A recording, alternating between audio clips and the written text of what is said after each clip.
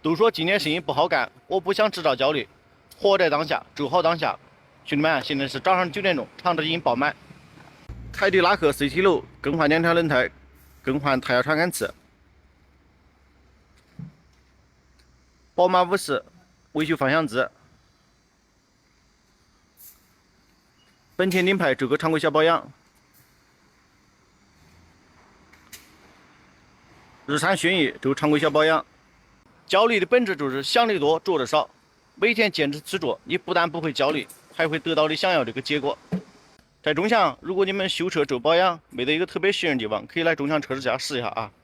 把这车当自己车养搞，修车养车找养权，不花冤枉钱。